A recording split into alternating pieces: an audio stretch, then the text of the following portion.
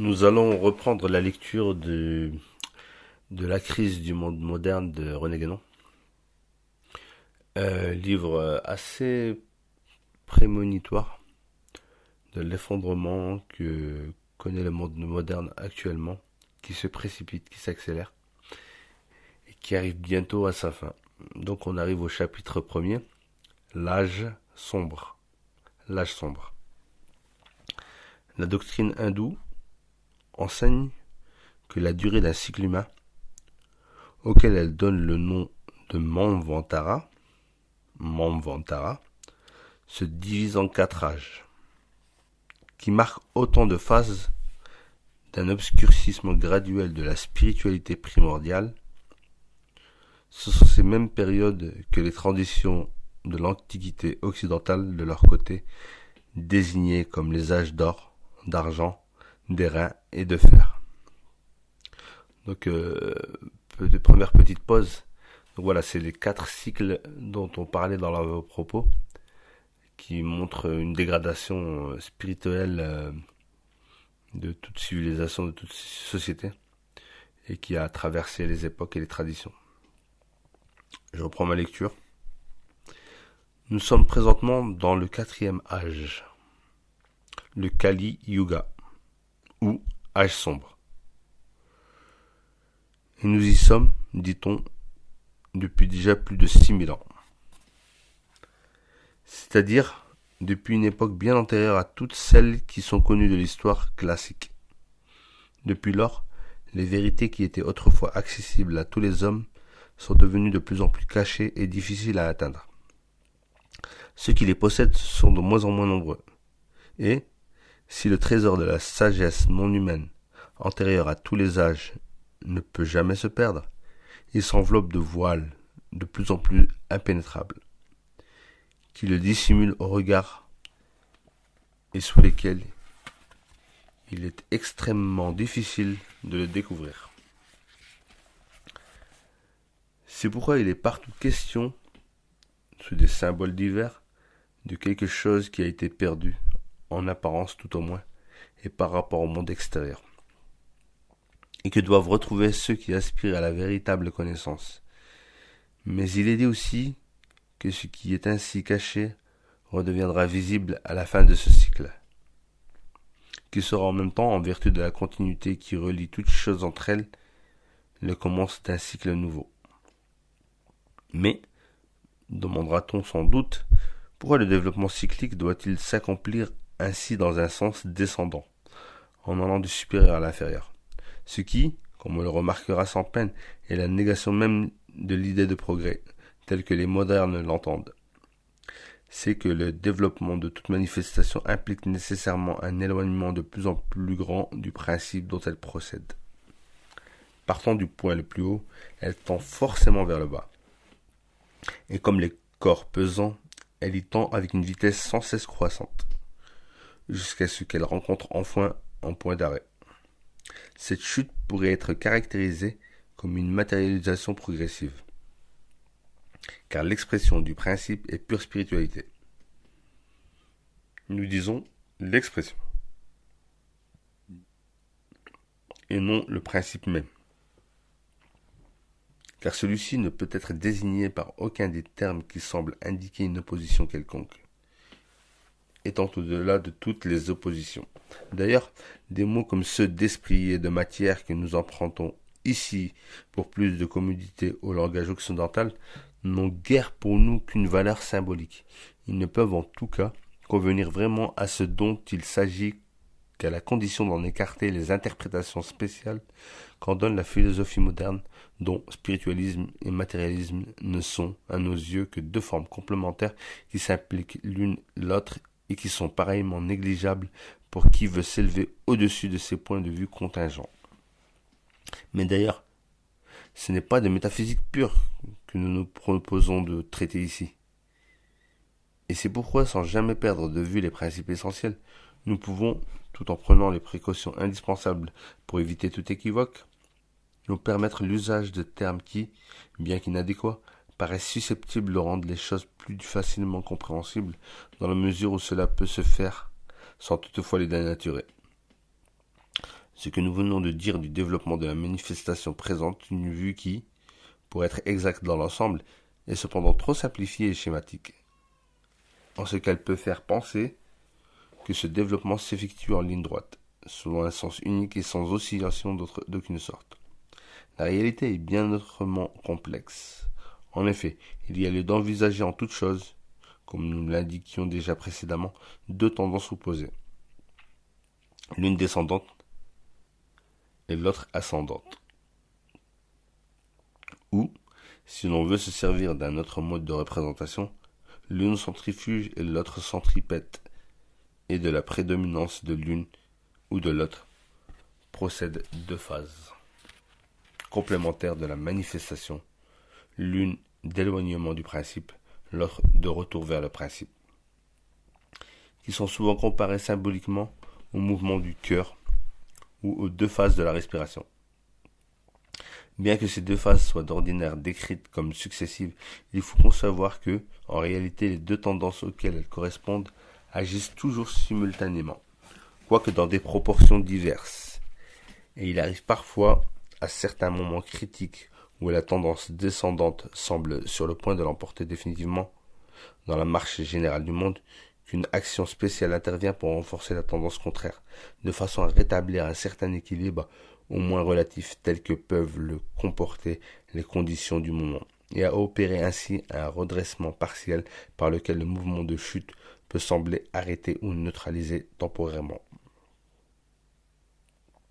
Ici, il y a une première note.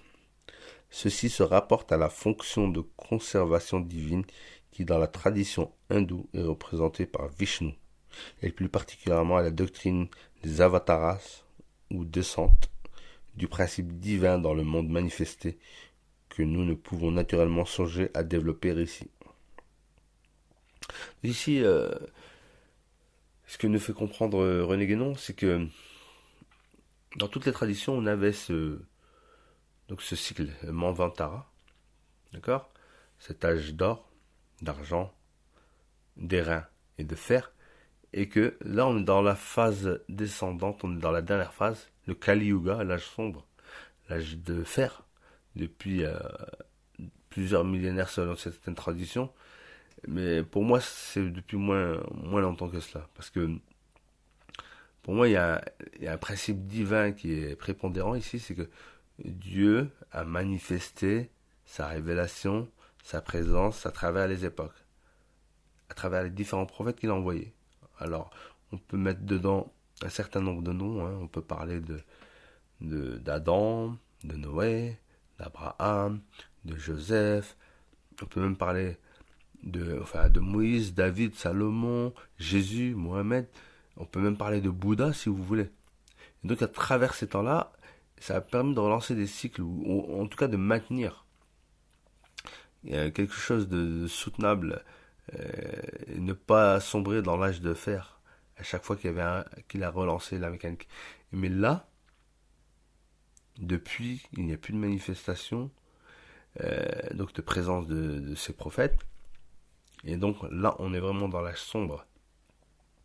Et c'est là qu'arrive la bonne nouvelle, c'est que quand l'âge sombre est là, il y a un coup de pouce divin qui va relancer la machine, donc on va retrouver un âge d'or. Donc il faut que ce monde s'écroule pour qu'un nouveau monde naisse. Quelque part, pour le croyant, c'est une bonne nouvelle. Donc je reprends ici ma lecture. Il est facile de comprendre que ces données traditionnelles, dont nous devons nous borner ici à esquisser un aperçu très sommaire, rendent possible des conceptions bien différentes de tous les essais de philosophie de l'histoire auxquels se livrent les modernes, et bien autrement vaste et profonde. Mais nous ne songeons point pour le moment à remonter aux origines du cycle présent, ni même plus simplement au début de Kali Yuga. Nos attentions ne se rapportent d'une façon directe tout au moins qu'à un domaine beaucoup plus limité, aux dernières phases de ce même Kali Yuga. On peut en effet, à l'intérieur de chacune des grandes périodes dont nous avons parlé, distinguer encore différentes phases secondaires qui en constituent autant de subdivisions. Et chaque partie étant en quelque façon analogue au tout, ces subdivisions reproduisent, pour ainsi dire, sur une échelle plus réduite, la marche générale du grand cycle dans lequel elles s'intègrent. Mais là encore, une recherche complète des modalités d'application de cette loi aux divers cas particuliers nous entraînerait bien au-delà du cadre que nous nous sommes tracés pour cette étude. Nous mentionnerons seulement, pour terminer ces considérations préliminaires, quelques-unes des dernières époques particulièrement critiques qu'a traversé l'humanité, celles qui rentrent dans la période que l'on a coutume d'appeler historique, parce qu'elle est effectivement la seule qui soit vraiment accessible à l'histoire ordinaire ou profane. Et cela nous conduira tout naturellement à ce qui doit faire l'objet propre de notre étude. Puisque la dernière de ces époques critiques n'est autre que celle qui constitue ce qu'on nomme les temps modernes. Ça me rappelle d'ailleurs, pour faire une petite parenthèse, le fameux film de Charlie Chaplin, Les temps modernes. On tombe dans une aberration, franchement une aberration sans équivalent. Où les gens deviennent des numéros, pointe, c'est le progrès et la technologie absolue jusqu'à l'absurde. C'est ce qui symbolise cette époque. On pousse la technologie et le progrès jusqu'à l'absurde, jusqu'à lui enlever sa part d'humain. Ce qui fait qu'on est dans un âge des ténèbres sans le savoir. Et on croit que c'est le meilleur des âges. On se croit supérieur, on donne des leçons aux autres, on donne des leçons aux Irakiens, on donne des leçons aux Russes, on donne des leçons aux Chinois, on donne des leçons aux Libyens, on donne des leçons aux Africains, alors qu'on ne se rend pas compte qu'on est à l'origine des choses les plus dévastatrices que l'être humain ait connues. Que ce soit à travers la bombe nucléaire, ou la dévastation des ressources de la Terre, ou que ce soit cette pollution exagérée et exacerbée, on ne s'en rend même pas compte.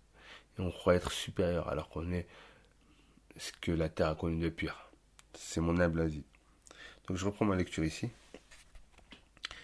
Il est un fait assez étrange qu'on semble n'avoir jamais remarqué comme il mérite de l'être. C'est que la période proprement historique, au sens que nous venons d'indiquer, remonte exactement au VIe siècle avant l'ère chrétienne. Comme s'il y avait là, dans le temps, une barrière qu'il n'est pas possible de franchir à l'aide des moyens d'investigation dont disposent les chercheurs ordinaires. À partir de cette époque, en effet, on possède partout une chronologie assez précise et bien établie pour tout ce qui est antérieur, ou au contraire, on n'obtient en général qu'une très vague approximation. Et les dates proposées pour les mêmes événements varient souvent de plusieurs siècles. Même pour les pays où l'on a plus que de simples vestiges éparses, comme l'Égypte par exemple, cela est très frappant. Et ce qui est peut-être plus étonnant encore, c'est que dans un cas exceptionnel et privilégié comme celui de la Chine, qui possède, pour des époques bien plus éloignées, des annales datées aux moyens d'observation astronomique qui ne devraient laisser de place à aucun doute, les modernes n'en qualifient pas moins ces époques de légendaires. Comme s'il y avait là un domaine où ils ne se reconnaissent le droit à aucune certitude et où ils s'interdisent eux-mêmes d'en obtenir. L'Antiquité dite classique n'est donc, à vrai dire, qu'une antiquité toute relative, et même beaucoup plus proche des temps modernes que de la véritable Antiquité, puisqu'elle ne remonte même pas à la moitié du Kali Yuga.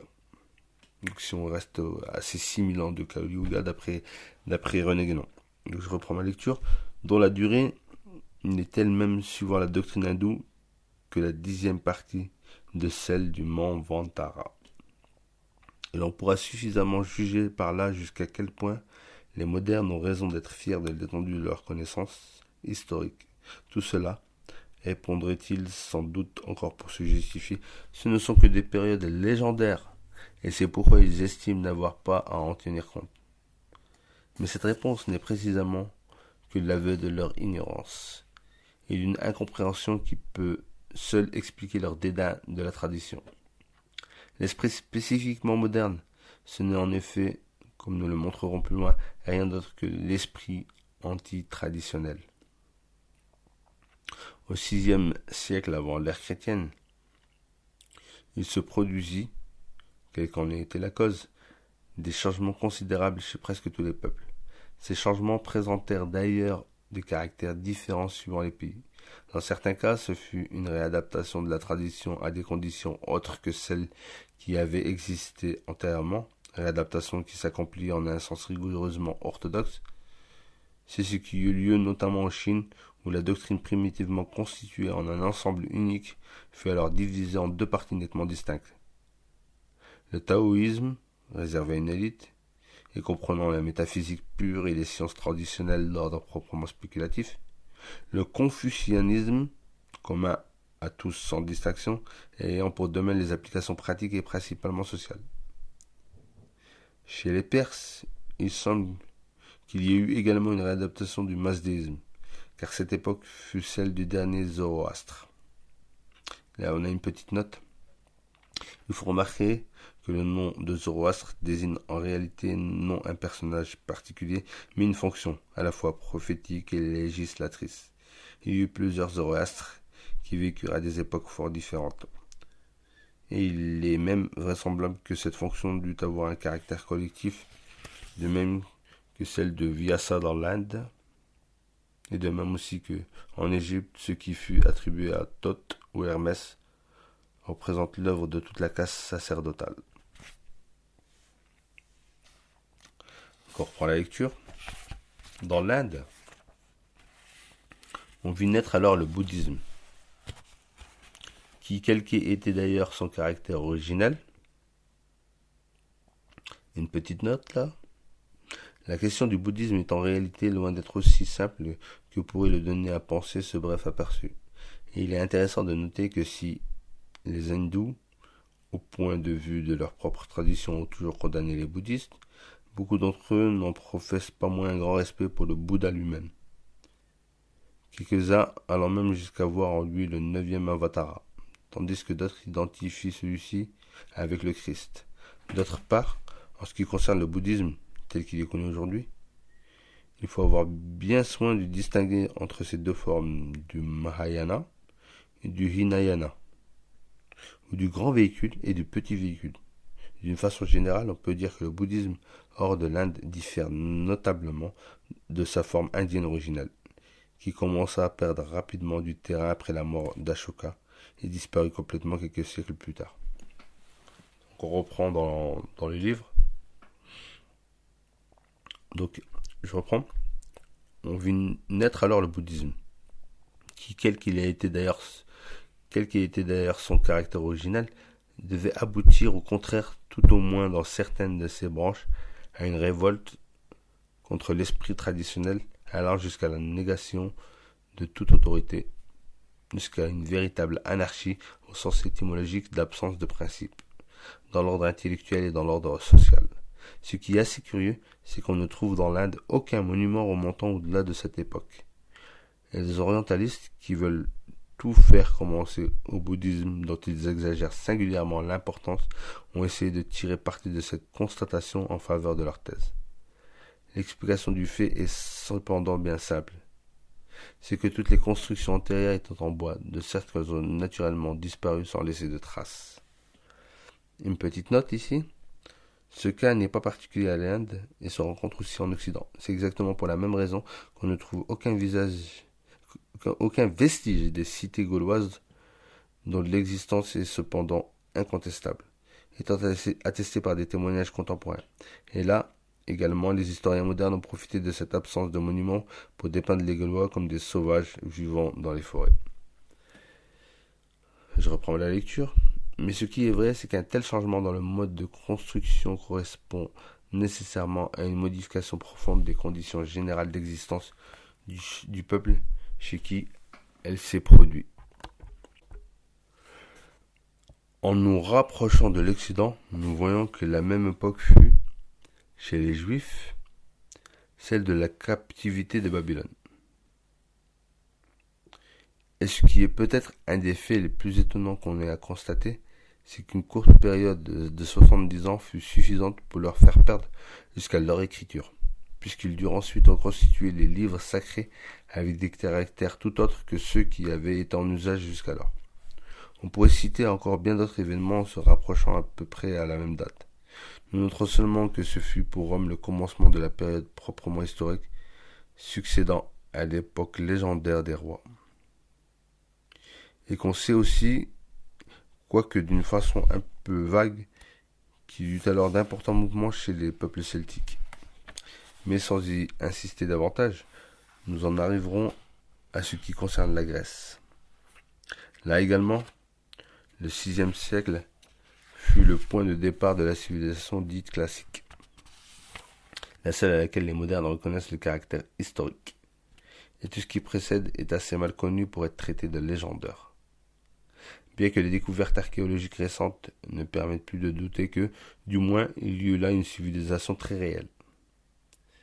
Et nous avons quelques raisons de penser que cette première civilisation hellénique fut beaucoup plus intéressante intellectuellement que celle qui l'a suivie, et que leurs rapports ne sont pas sans offrir quelque analogie avec ceux qui existent entre l'Europe au Moyen-Âge et l'Europe moderne.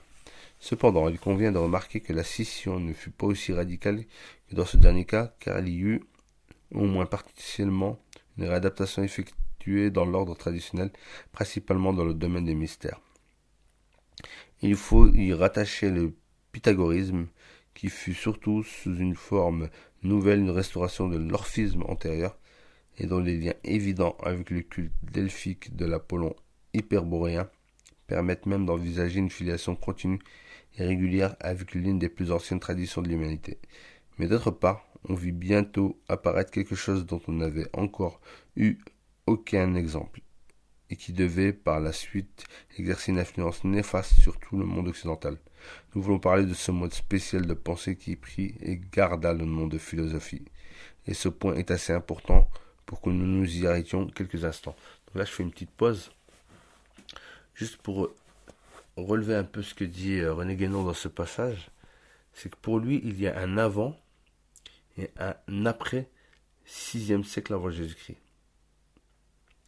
Donc tout ce que nous, modernes, nous qualifions de légendaire, donc l'Antiquité avant le 6e siècle avant Jésus-Christ, enfin, il y a énormément de mystères autour de cette époque, et il y a une transformation dans la plupart des sociétés. Donc qu'est-ce qui s'est passé avant?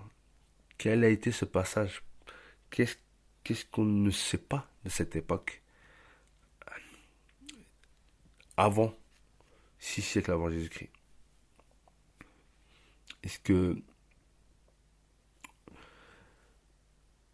Est-ce qu'on était à une époque beaucoup plus riche, avec des choses dont on n'imagine même pas l'existence à cette époque-là? On peut se poser la question, parce que c'est vrai que quand on voit les vestiges du passé, que ce soit les pyramides ou les constructions du passé ou ce genre de choses, on se dit que les anciens détenaient des sciences ou des technologies peut-être qui ne nous sont pas parvenues et qu'on n'arrive pas à expliquer. Donc voilà, c'est un grand mystère. Et là, il attaque la philosophie à proprement dite, qui a sclérosé tout notre mode de pensée en tant que moderne. Et donc, il s'y attaque maintenant. Donc, je reprends ma lecture. Le mot philosophie en lui-même peut assurément être pris en un sens fort légitime, qui fut sans doute son sens primitif. Surtout s'il est vrai que, comme on le prétend, c'est Pythagore qui l'employa le premier. Étymologiquement, il ne suffit rien d'autre qu'amour de la sagesse. Il désigne donc tout d'abord une disposition préalable, requise pour parvenir à la sagesse. Il peut désigner aussi, par une extension toute naturelle, la recherche qui, naissant de cette disposition même, doit conduire à la connaissance. Ce n'est donc qu'un stade préliminaire et préparatoire à un acheminement vers la sagesse, un degré correspondant à un état inférieur à celle-ci. Ici on a une petite note. Le rapport est ici à peu près le même que celui qui existe entre la doctrine taoïste, entre l'état de l'homme doué, donc qui existe dans la doctrine taoïste entre l'état de l'homme doué et celui de l'homme transcendant. Je reprends la lecture. La déviation qui s'est produite ensuite a consisté à prendre ce degré transitoire pour le but même, à prétendre substituer la philosophie à la sagesse, ce qui implique l'oubli ou la méconnaissance de la véritable nature de cette dernière. C'est ainsi que prit naissance ce que nous pouvons appeler la philosophie profane, c'est-à-dire une prétendue sagesse purement humaine, donc d'ordre simplement rationnel, prenant la place de la vraie sagesse traditionnelle, suprarationnelle et non humaine. Pourtant, il subsista encore quelque chose de celle-ci à travers toute l'Antiquité. Ce qui le prouve, c'est d'abord la persistance des mystères, dont le caractère essentiellement initiatique ne saurait être contesté, et c'est aussi le fait que l'enseignement des philosophes eux-mêmes avait à la fois le plus souvent un côté exotérique et un côté ésotérique. Ce dernier pouvant permettre le rattachement à un point de vue supérieur qui se manifeste d'ailleurs d'une façon très nette, quoique peut-être incomplète à certains égards. Quelques siècles plus tard, chez les Alexandrins, pour que la philosophie profane fût définitivement constituée comme telle, il fallut que l'exotérisme seul demeurât, et qu'on allât jusqu'à la négation pure et simple de tout ésotérisme. C'est précisément en quoi devait aboutir chez les modernes le mouvement commencé par les Grecs. Les tendances qui s'étaient déjà affirmées chez ceux-ci devaient alors être poussées jusqu'à leurs conséquences les plus extrêmes.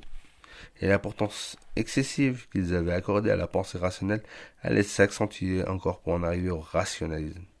Attitude spécialement moderne qui consiste non plus même simplement à ignorer, mais à nier expressément tout ce qui est de l'ordre suprarationnel. Mais n'anticipons pas davantage car nous allons revenir sur ces conséquences et en voir le développement dans une autre partie de notre exposé. Ce que dit ici Guénon, d'après moi, mon interprétation, c'est que on est venu petit à petit ramener cette philosophie, donc qui devait être un chemin au début, vers l'amour de la sagesse. Donc l'amour de la sagesse, pour pouvoir atteindre la sagesse, on est venu supplanter la sagesse par cette philosophie, d'accord, qu'on a dénaturée. Et on est venu décorer l'ésotérisme, donc tout ce qui est suprarationnel, tout ce qui peut être de l'ordre du divin, ou du caché, ou de l'invisible. On a gardé que l'exotérisme, donc le rationnel, le terre-à-terre. C'est de toute cette mouvance qu'on met derrière la laïcité, l'athéisme, ou des philosophies comme le marxisme, le freudisme, le darwinisme. Tout ça est venu nier le suprarationnel, c'est-à-dire tout ce qui est de l'ordre du spirituel et du divin pour laisser l'être humain comme un animal, un objet presque matérialiste, et lui enlever toute relation au divin, au suprarationnel. Donc je reprends la lecture. Dans ce qui vient d'être dit, une chose est à retenir particulièrement au point de vue qui nous occupe. C'est qu'il convient de chercher dans l'Antiquité classique quelques-unes des origines du monde moderne.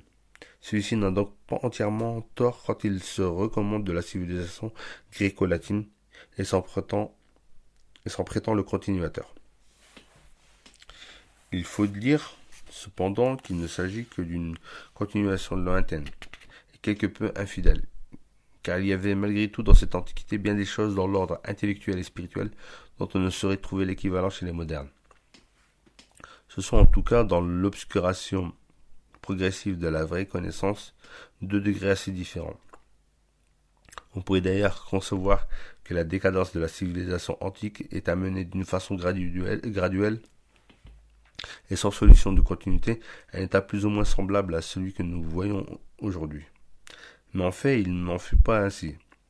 Et dans l'intervalle, il y eut pour l'Occident une autre époque critique qui fut en même temps une de ces époques de redressement auxquelles nous faisions allusion plus haut. Cette époque est celle du début et de l'expansion du christianisme, coïncidant d'une part avec la dispersion du peuple juif et d'autre part avec la dernière phase de la civilisation gréco-latine. Et nous pouvons passer plus rapidement sur ces événements en dépit de leur importance parce qu'ils sont plus généralement connus que ceux dont nous avons parlé jusqu'ici et que leur synchronisme a été peu remarqué, même des historiens dont les vues sont les plus superficielles. On a aussi signalé assez souvent certains traits communs à la décadence antique et à l'époque actuelle. Et sans vouloir pousser trop loin, le parallélisme, on doit reconnaître qu'il y a en effet quelques ressemblances assez frappantes.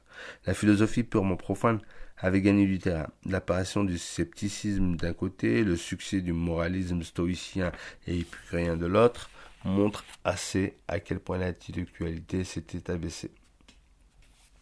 En même temps, les anciennes doctrines sacrées, que presque personne ne comprenait plus, avaient dégénéré, du fait de cette incompréhension, en paganisme, au vrai sens de ce mot, c'est-à-dire qu'elles n'étaient plus que des superstitions, des choses qui, ayant perdu leur signification profonde, se survivent à elles-mêmes par des manifestations tout extérieures. Il y eut des essais de réaction contre cette déchéance. L'hellénisme lui-même tenta de se revivifier à l'aide d'éléments empruntés aux doctrines orientales avec lesquelles il pouvait se trouver en contact. Mais cela n'était plus suffisant. La civilisation gréco-latine devait prendre fin et le redressement devait venir d'ailleurs et s'opérer sous une toute autre forme. Ce fut le christianisme qui accomplit cette transformation. Et notons-le en passant la comparaison qu'on peut établir sous certains rapports entre ce temps et le nôtre est peut-être un des éléments déterminants du messianisme désordonné qui se fait jour actuellement. Après la période troublée des invasions barbares, nécessaires pour achever la destruction de l'ancien état des choses, un ordre normal fut restauré pour une durée de quelques siècles. Ce fut le Moyen-Âge, si méconnu des modernes qui sont incapables d'en comprendre l'intellectualité, et pour qui cette époque paraît certainement beaucoup plus étrangère et lointaine que l'Antiquité classique. Ici une autre petite parenthèse, c'est ce que je disais tout à l'heure en fait. Pour moi, le christianisme, en tout cas les religions monothéistes, et puis avoir ça, le bouddhisme, l'hindouisme, tout ce que vous voulez, sont peut-être des manifestations de ce coup de pouce, de ce redressement qui s'est fait au fur et à mesure par le divin. Donc être dans un état de Kali Yuga depuis 6000 ans, pour moi ça me semble un peu exagéré. Et je pense que il y a eu plusieurs cycles alors dans ce cas-là. Ça peut être une explication. Et le christianisme a été une des dernières manifestations de ce redressement. Après est venu l'islam, qui a été aussi un dernier redressement, on va dire. Et après cela, la déchéance, là, maintenant, ne s'arrête plus. Il y a peut-être vraiment la fin d'un cycle, la fin d'un monde qui arrive. Je reprends la lecture. Le vrai Moyen-Âge, pour nous, s'étend du règne de Charlemagne au début du XIVe siècle. À cette dernière date commence une nouvelle décadence qui, à travers des étapes diverses, ira en s'accentuant jusqu'à nous. C'est là qu'est le véritable point de départ de la crise moderne. Je répète, c'est là qu'est le véritable point de départ de la crise moderne. C'est le commencement de la désagrégation de la chrétienté, à laquelle s'identifie essentiellement la civilisation occidentale du Moyen-Âge. C'est en même temps que la fin du régime féodal, assez étroitement solidaire de cette même chrétienté, l'origine de la constitution des nationalités. Il faut donc faire remonter l'époque moderne, près de 2 siècles plus tôt qu'on ne le fait d'ordinaire. La Renaissance et la Réforme sont surtout des résultantes. Elles n'ont été rendues possibles que par la décadence préalable. Mais bien loin d'être un redressement, elles marquèrent une chute beaucoup plus profonde, parce qu'elles consommèrent la rupture définitive avec l'esprit traditionnel. L'une dans le domaine des sciences et des arts, l'autre dans le domaine religieux lui-même, qui était pourtant celui où une telle rupture eût pu sembler le plus difficilement concevable. Ce qu'on appelle la Renaissance fut en réalité, comme nous l'avons déjà dit en d'autres occasions, la mort de beaucoup de choses. Sous prétexte de revenir à la civilisation gréco-romaine, on n'en prit que ce qu'elle avait eu de plus extérieur, parce que cela seul avait pu s'exprimer clairement dans des textes écrits. Et cette restitution incomplète ne pouvait d'ailleurs avoir qu'un caractère fort artificiel, puisqu'il s'agissait de formes qui, depuis des siècles, avaient cessé de vivre de leur vie véritable. Quant aux sciences traditionnelles du Moyen-Âge, après avoir eu encore quelques dernières manifestations vers cette époque, elles disparurent aussi totalement que celles des civilisations lointaines qui furent jadis anéanties par quelques cataclysmes. Et cette fois, rien ne devait venir les remplacer. Il n'y a plus désormais que la philosophie et la science profane, c'est-à-dire la négation de la véritable intellectualité, la limitation de la connaissance à l'ordre le plus inférieur, l'étude empirique et analytique des faits qui ne sont rattachés à aucun principe, la dispersion dans une multitude indéfinie de détails insignifiants, l'accumulation d'hypothèses sans fondement, qui se détruisent incessamment les unes les autres, et des vues fragmentaires qui ne peuvent conduire à rien, sauf à ces applications pratiques qui constituent la seule supériorité effective de la civilisation moderne.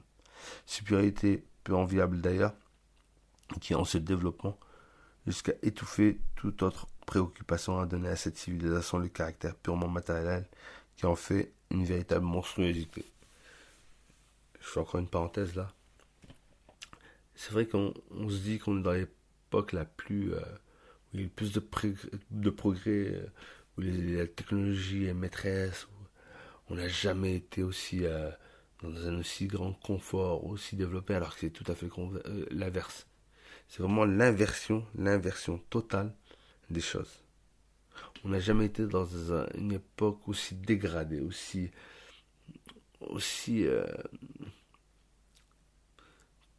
putride que cette époque où on écrase l'autre, où il n'y a que le profit qui compte, on n'est rattaché à aucune valeur supérieure. En tout cas, ne serait-ce que dans les sociétés occidentales qui ont contaminé le reste du monde. Et c'est ça qui est grave. C'est que les choses sont tellement inversées qu'on croit être à l'apogée de l'humanité alors qu'on est au niveau le plus bas. J'espère qu'on s'en rendra compte rapidement. Je reprends les lectures. Dans ce premier chapitre, la leçon. Ce qui est tout à fait extraordinaire, c'est la rapidité avec laquelle la civilisation du Moyen-Âge tomba dans le plus complet oubli. Les hommes du XVIIe siècle n'en avaient plus la moindre notion, et les monuments qui en subsistaient ne représentaient plus rien à leurs yeux, ni dans l'ordre intellectuel, ni même dans l'ordre esthétique. On peut juger par là combien la mentalité avait été changée dans l'intervalle. Nous n'entreprendrons pas de rechercher ici les facteurs certainement fort complexes qui concoururent à ce changement. Si radical qu'il semble difficile d'admettre qu'il ait pu s'opérer spontanément et sans l'intervention d'une volonté directrice dont la nature exacte demeure forcément assez énigmatique. Il y a à cet égard des circonstances bien étranges comme la vulgarisation à un moment déterminé et en les présentant comme des découvertes nouvelles de choses qui étaient connues en réalité depuis fort longtemps, mais dont la connaissance en raison de certains inconvénients qui risquaient d'en dépasser les avantages n'avait pas été répandue jusque-là dans le domaine public. Une petite note ici, nous ne citerons que 2 exemples parmi les faits de ce genre qui devraient avoir les plus graves conséquences. La prétendue invention de l'imprimerie, que les Chinois connaissaient antérieurement à l'ère chrétienne, et la découverte officielle de l'Amérique, avec laquelle des communications beaucoup plus suivies qu'on ne le pense avaient existé durant tout le Moyen-Âge. Là, ce que dit ici Guénon, que j'ai déjà entendu par ailleurs, c'est qu'il y a toute une partie de notre histoire, énormément de choses qui nous ont été occultées et qu'on s'est approprié à l'époque moderne. Donc là, il parle de l'imprimerie, sachant que les Chinois ont une civilisation bien antérieure à la nôtre, plus de 5000 ans. Ils avaient déjà inventé l'imprimerie, la poudre à canon et beaucoup de choses. Et on se les a réappropriés à des époques plus modernes, d'accord, ou la découverte de l'Amérique, soi-disant par Christophe Colomb, alors qu'on sait très bien que déjà des civilisations existaient sur les sols des Amériques, et en plus de ça, d'autres embarcations, d'autres personnes avaient déjà visité ces continents. Donc c'est bien facile de tout s'approprier, mais ça ne reste que pur mensonge. Donc si on continue dans la lecture, il est bien invraisemblable aussi que la légende qui fut du Moyen-Âge une époque de ténèbres, d'ignorance et de barbarie, ait pris naissance et se soit accréditée d'elle-même, que la véritable falsification de l'histoire à laquelle les modernes se sont livrés ait été entreprise sans aucune idée préconçue. Mais nous n'irons pas plus avant dans l'examen de cette question, car de quelque façon que ce travail se soit accompli, c'est pour le moment la constatation du résultat qui, en somme, nous importe le plus. Il y a un mot qui fut mis en honneur à la Renaissance, et qui résumait par avance tout le programme de la civilisation moderne. Ce mot est celui d'humanisme. Il s'agissait en effet de tout réduire à des proportions purement humaines, de faire abstraction de tout principe d'ordre supérieur. Petite parenthèse, c'est ce que je disais tout à l'heure. En fait, on a essayé d'effacer Dieu pour le remplacer par l'homme. Et c'est ça le plus grave. Ce qui fait qu'on est dans cette décadence aussi profonde. Je reprends la lecture. Et pourrait-on dire symboliquement de se détourner du ciel sous prétexte de conquérir la terre? Les Grecs, dont on prétendait suivre l'exemple, n'avaient jamais été aussi loin en ce sens, même au temps de leur plus grande décadence intellectuelle. Et du moins les préoccupations utilitaires n'étaient-elles jamais passées chez eux au premier plan, ainsi que cela devait bientôt se produire chez les modernes. L'humanisme, c'était déjà une première forme de ce qui est devenu le laïcisme contemporain. Et là, ça rejoint ce que je disais tout à l'heure.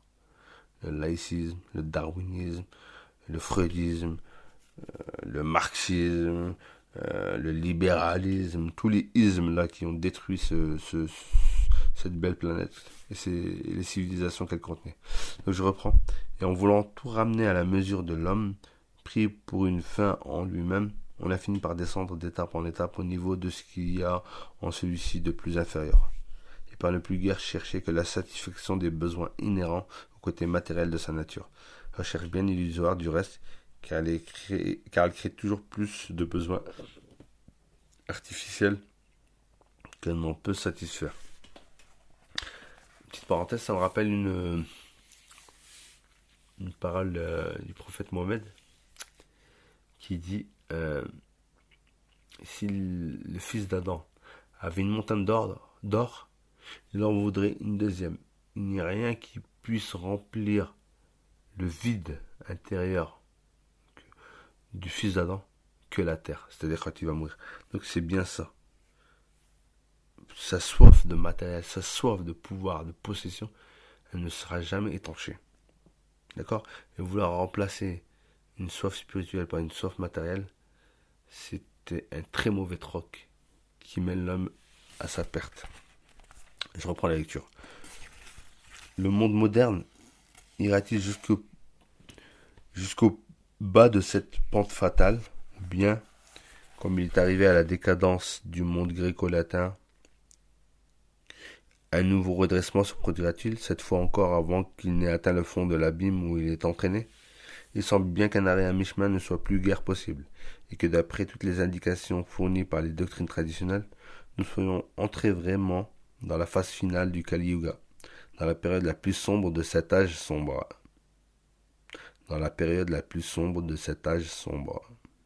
Je pense qu'on y est. Entre parenthèses. Dans cet état de dissolution dont il n'est plus possible de sortir que par un cataclysme, car ce n'est plus un simple redressement qui est alors nécessaire, mais une rénovation totale. Le désordre et la confusion règnent dans tous les domaines. Ils ont été portés à un point qui dépasse de loin tout ce qu'on avait vu précédemment, et partis de l'Occident, ils menacent maintenant d'envahir le monde tout entier. Nous savons bien que leur triomphe ne peut jamais être qu'apparent et passager, mais à un tel degré, il paraît être le signe de la plus grave de toutes les crises que l'humanité ait traversées au cours de son cycle actuel. Parenthèse, c'est exactement ce que je disais, on est dans le pire cycle, ce qu'il y a de pire, le désordre, la confusion qui s'étend partout sur Terre. On le voit maintenant, par exemple, moi j'analyse un peu nos médias, sur des médias par exemple qui mentent énormément sur tous les conflits, sur toutes les pseudo-crises. Elles montent effrontément et les gens les croient. Et ça se voit que leurs mensonges sont énormes, mais malgré tout les gens les croient. Pour te dire à quel point les gens sont à l'image de leurs élites décadents.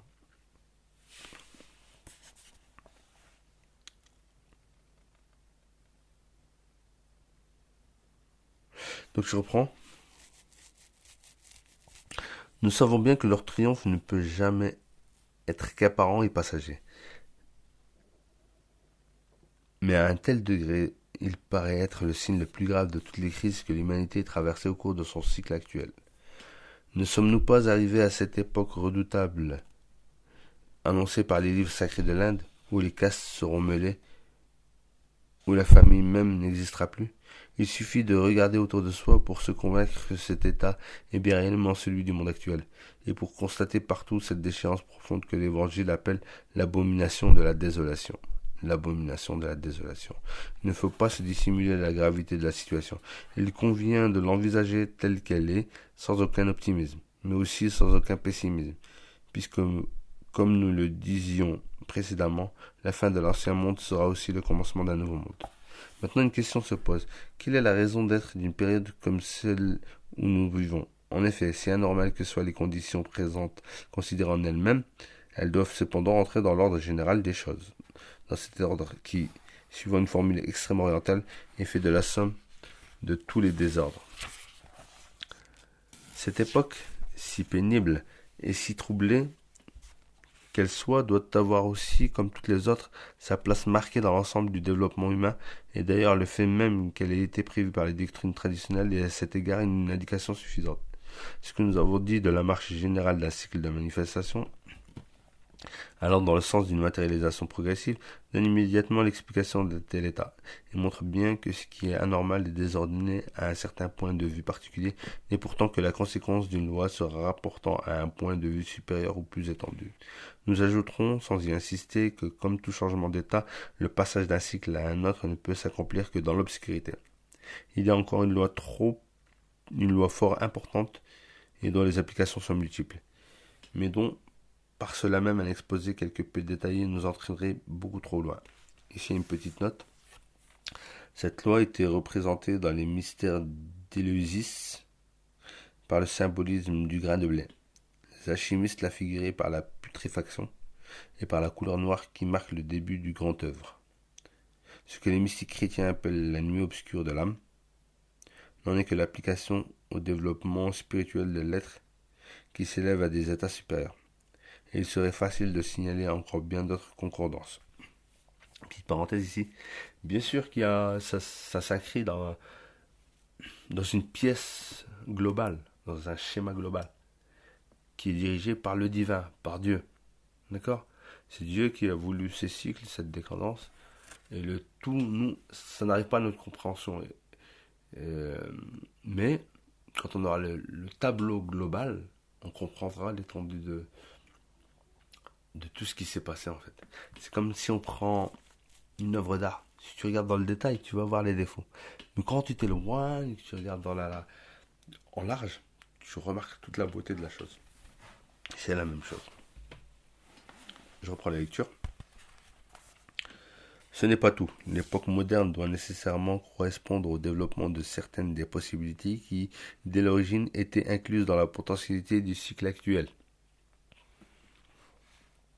Et si inférieure que soit le rang occupé par ces possibilités dans la hiérarchie de l'ensemble, elles n'en devaient pas moins, aussi bien que les autres, être appelées à la manifestation selon l'ordre qui leur était assigné. Sous ce rapport, ce qui, suivant la tradition, caractérise l'ultime phase du cycle, c'est, pourrait-on dire, l'exploration ou l'exploitation de tout ce qui a été négligé ou rejeté au cours des phases précédentes. Et effectivement, c'est bien là que nous pouvons constater dans la civilisation moderne, qui ne vit en quelque sorte que de ce dont les civilisations antérieures n'avaient pas voulu, il n'y a, pour se rendre compte, qu'à voir comment les représentants de celles de ces civilisations qui se sont maintenues jusqu'ici dans le monde oriental apprécient les sciences occidentales et leur application industrielle. Ces connaissances inférieures, si vaines au regard de qui possède une connaissance d'un autre ordre, devaient pourtant être réalisées. Et elles ne pouvaient l'être qu'à un stade où la véritable intellectualité aurait disparu. Ces recherches d'une portée exclusivement pratique, au sens le plus étroit de ce mot, devaient être accomplies, mais elles ne pouvaient l'être qu'à l'extrême opposé de la spiritualité primordiale par des hommes enfoncés dans la matière au point de ne plus rien concevoir au-delà, et devenant d'autant plus esclaves de cette matière qu'ils voudraient s'en servir davantage. Ce qui les conduit à une agitation toujours croissante, sans règle et sans but, à la dispersion dans la pure multiplicité jusqu'à la dissolution finale. Telle est esquissée dans ses grands traits et réduite à l'essentiel la véritable explication du monde moderne. Mais déclarons-le très nettement, Cette explication ne saurait aucunement être prise pour une justification. Un malheur inévitable n'en est pas moins un malheur. Et même si du mal doit sortir un bien, cela n'enlève point au mal son caractère. Nous n'employons d'ailleurs ici bien entendu ces termes de bien et de mal que pour nous faire mieux comprendre, et en dehors de toute intention spécifiquement morale. Les désordres partiels ne peuvent pas ne pas être, parce qu'ils sont des éléments nécessaires de l'ordre total. Mais malgré cela, une époque de désordre est en elle-même quelque chose de comparable à une monstruosité qui, tout en étant la conséquence de certaines lois naturelles, n'en est pas moins une déviation et une sorte d'erreur, ou à un cataclysme qui, bien que résultant du cours normal des choses, est tout de même, si on l'envisage isolément, un bouleversement ou une anomalie.